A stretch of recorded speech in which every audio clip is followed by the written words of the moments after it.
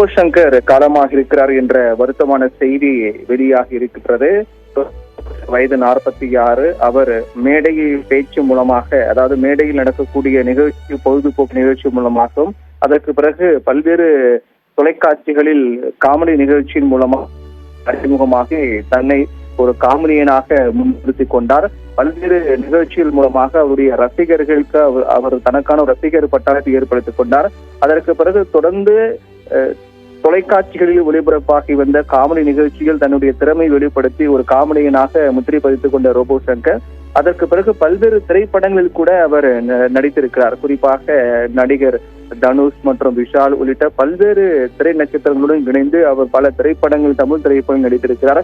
இப்படியாக தன்னுடைய வாழ்க்கையை மேடை நிகழ்ச்சிகள் மூலமாக அறிமுகப்படுத்தி அதற்கு பிறகு டிவி நிகழ்ச்சிகளில் தன்னுடைய திறமை வெளிப்படுத்தி அதற்கு பிறகு திரைப்படங்களில் ஜொலித்துக் கொண்டிருந்த ரோபோ சங்கர் தற்போது காலமாக இருக்கிறார் என்ற அதிர்ச்சிகரமான செய்தி வெளியாக இருக்கின்றது.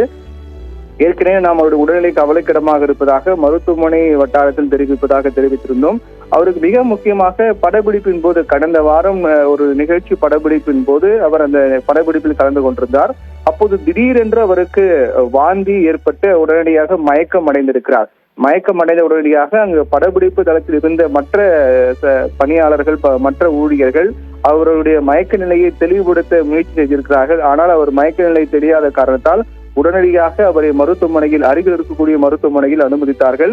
அதற்கு பிறகு அவருக்கு அந்த மருத்துவமனையில் முதலுதவி சிகிச்சை அளிக்கப்பட்ட பிறகு அவர் மேல் சிகிச்சைக்காக தரமணியில் இருக்கக்கூடிய தனியார் மருத்துவமனையில் அனுமதிக்கப்பட்டார். அங்கு அனுமதிக்கப்பட்ட பிறகு அவருக்கு தொடர்ந்து சிகிச்சைகள் அளிக்கப்பட்டு வந்தன. அவர் ஏற்கனவே மஞ்சள் காமாலை பிரச்சனையால் பாதிக்கப்பட்டு பல நாட்கள் அவர் மருத்துவமனையிலும் அதற்கு பிறகு பல நாட்கள் ஓய்வு எடுத்து வந்தார். அந்த மஞ்சள் காமாலை நோயால் பாதிக்கப்பட்டிருக்கும் கூட அவருடைய உடல் மெலிந்து காணப்பட்டது.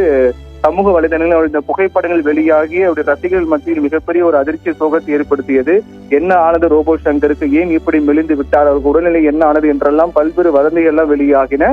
அதற்கு பிறகு மெல்ல மெல்ல இயல்பு வாழ்க்கைக்கு திரும்பி மீண்டும் அவர் பழைய நிலையை போல அவருடைய உடல் நிலையை எட்டி மீண்டும் அவருடைய பழைய தோற்றத்தை அவர் கொண்டு வந்து அதற்கு பிறகு பழையபடி அவர் பல்வேறு நிகழ்ச்சிகள், பல்வேறு திரைப்படங்கள் எல்லாம் தன்னுடைய நடிப்பு திறனை வெளிப்படுத்தி வந்தார். இந்த நிலையில் தான் கடந்த வாரத்தில் அவருக்கு திடீரென்று உடல்நலக்குறைவு ஏற்பட்டது. உடல்நலக்குறைவு ஏற்பட்ட உடனடியாக கூட பல்வேறு தகவல்கள் வெளியாகின. அதாவது ஏற்கனவே அவருக்கு அந்த மஞ்சள் காமாலை பிரச்சனையின் போது கூட தொடர்ந்து அவர் உடல்நிலை என்பது சரியாகவில்லை. தொடர்ந்து அவருக்கு உடல் சார்ந்த பிரச்சனை என்பது இருந்து கொண்டேதான் இருந்திருக்கின்றது என்றெல்லாம் தகவல்கள் வெளியாகின. அதற்கு பிறகு தரமணியில் இருக்கக்கூடிய மருத்துவமனையில், தனியார் மருத்துவமனையில் அனுமதிக்கப்பட்டு அவருக்கு தொடர்ந்து சிகிச்சை அளிக்கப்பட்டு வந்தது.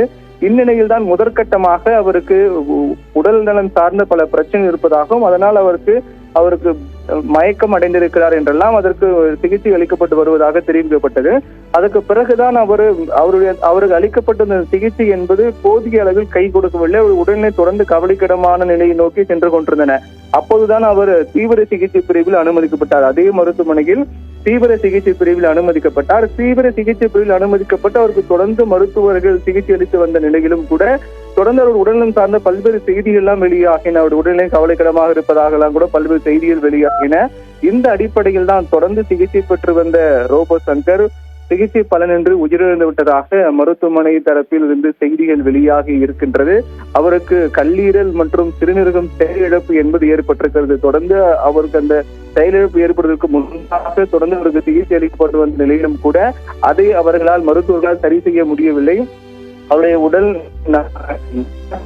நேரில் செல்ல அவருடைய உடல்நலம் சார்ந்த பிரச்சனை என்பது அதிகமாகிக் கொண்டே போயிருக்கின்றது. மருத்துவர்கள் தீவிர சிகிச்சை பிரிவில் அனுமதிக்கப்பட்டு தொடர்ந்து சிகிச்சை அளித்து வந்தாலும் கூட அவருடைய கல்லீரல் மற்றும் சிறுநீரகம் என்பது செயலிழப்பு ஏற்பட்டிருக்கிறது. அதற்கு பிறகுதான் அவர் கோமா நிலைக்கு சென்றதாக மருத்துவமனை தரப்பில் தெரிவிக்கப்பட்டது. அதற்கு பிறகுதான் அவர் உயிரிழந்து இருப்பதாக மருத்துவமனை தரப்பில் தெரிவித்திருக்கிறார்கள். அவருடைய மரணம் என்பது, உயிரிழப்பு என்பது மிகப்பெரிய ஒரு சோகத்தை ஏற்படுத்தி இருக்கிறது.